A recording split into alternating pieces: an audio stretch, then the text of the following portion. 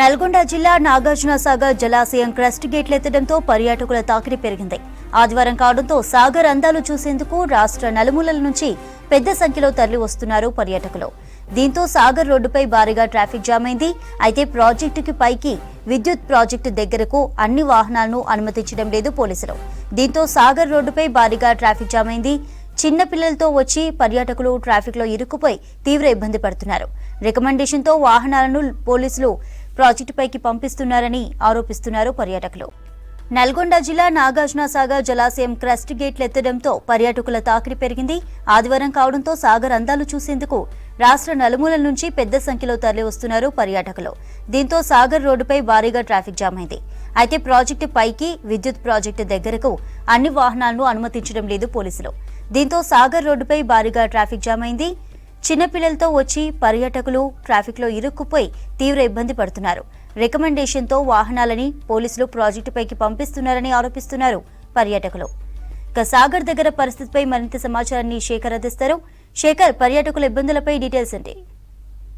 చంద్రిక, నిన్నటి వరకు శ్రీశైలం నుంచి పెద్ద ఎత్తున వరద నీరు రావడంతో 26 గేట్లు పర్యాటకుల మేర ఎత్తి దిగువ ప్రాంతానికి నీటిని విడుదల చేశారు. దాంతో నాగార్జున వ్యూ చూడడానికి ఎత్తున పర్యాటకులు వచ్చారు. ఈ రోజు ఉదయం నుంచి కూడా గేట్లను ఒక్కొక్కటిగా తగ్గించుకుంటూ వచ్చారు. ప్రస్తుతం అయితే 8 గేట్ల ద్వారా దిగువ ప్రాంతానికి నీటిని విడుదల చేశారు. ఇంట్లో వచ్చేసి 1,18,665 క్యూసెక్లు ఉంది. అవుట్ లో కూడా 1,08,665 క్యూసెక్ల వాటర్ ఉంది. పూర్తి స్థాయి నీటి మట్టం వచ్చేసి 590 అడుగులకు గాను ప్రస్తుతం 587 అడుగుల నీటి మట్టం వచ్చేది. దాంతో ఈ రోజు సెలవు దినం కావడం, ఆదివారం కావడంతో పెద్ద ఎత్తున పర్యాటకులు కూడా 2 తెలుగు రాష్ట్రాల నుంచి వస్తున్నారు.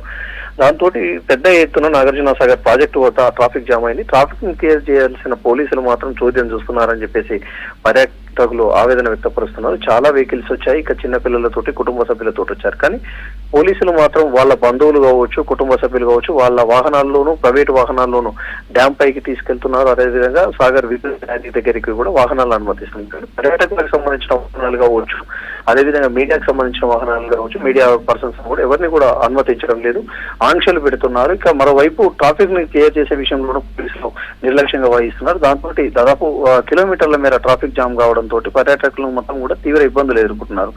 2 తెలుగు రాష్ట్రాల నుంచి పెద్ద ఎత్తున నాగార్జునసాగర్కు వస్తున్నారు. ఆ వ్యూ చూడాలని నాగార్జునసాగర్ గేట్లు ఓపెన్ చేసినప్పుడు మాత్రమే ఒక గొప్ప పర్యాటక కేంద్రంగా కృష్ణమ్మ పర్వాలు దొరుకుతుంటే అందమైన ప్లేస్ గా దాన్ని చెప్పుకోవచ్చు. ఆ ప్లేస్ ని చూడడానికి పెద్ద ఎత్తున వస్తూ ఉంటారు.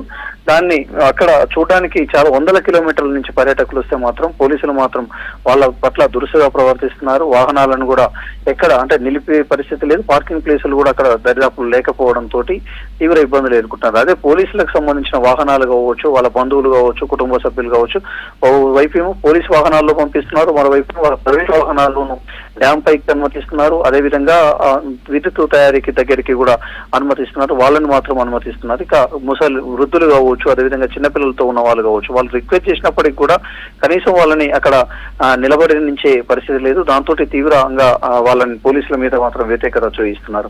మరోవైపు కొన్ని లక్షల మంది చూస్తూ ఉంటారు ఈ నాగార్జునసాగర్ ప్రాజెక్టు సంబంధించిన అప్డేట్. దాంతో మీడియా పర్సన్స్ కూడా ఎప్పుడైనా ప్రతిసారి గేట్లు ఓపెన్ చేసినప్పుడు అక్కడ వాటర్ లెవెల్ కావచ్చు, ఒక మంచి వ్యూని కావచ్చు, ఈ విజువల్స్ ప్రతిదీ కూడా ఇస్తూ ఉంటారు. ఎప్పుడు కూడా డ్యామ్ పైకి వెళ్ళి వాటర్ లెవెల్ ఇచ్చే అవకాశం ఉండేది. కానీ ఈసారి సెంట్రల్ కు సంబంధించిన సెక్యూరిటీ అక్కడ ఉండడం, అదేవిధంగా సెంట్రల్ సెక్యూరిటీ కూడా పూర్తి స్థాయిలో ఇన్వాల్వ్ కావడం లేదు. స్థానిక పోలీసులు ఎవరిని చెప్తే వాళ్ళని మాత్రమే లోపలికి అనుమతిస్తున్నారు. కానీ స్థానిక పోలీసులు మాత్రం మీడియాని ఎక్కడ కూడా పైకి అనుమతించడం లేదు.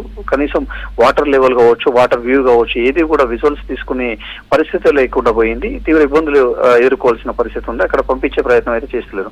అదే పోలీసులు మీడియాకి ఏమో ఆంక్షలు పెడుతున్నారు. కానీ వాళ్ళకి సంబంధించిన బంధువులు కావచ్చు, వాళ్ళకి సంబంధించిన ఎవరు ఇచ్చినా కానీ వాళ్ళందరినీ కూడా వాహనాలు, పర్సనల్ వెహికల్లను కూడా డ్యామ్ పైకి తీసుకెళ్తున్నారు. ఈ ఒక రీజన్ మాత్రం ఉగ్రవాదుల నుంచి ఎట్టుంది, ఎవరిని కూడా పైకి అనుమతించడం లేదని చెప్పుకొస్తున్నారు. మరి వాళ్ళని ఎట్లా అనుమతిస్తున్నారు అనేది అక్కడ ఉన్న పర్యాటకులు కావచ్చు, అక్కడ ఉన్న వాళ్ళందరూ కూడా క్వశ్చన్ రేజ్ చేస్తున్న పరిస్థితి అయితే అక్కడ కనిపిస్తుంది.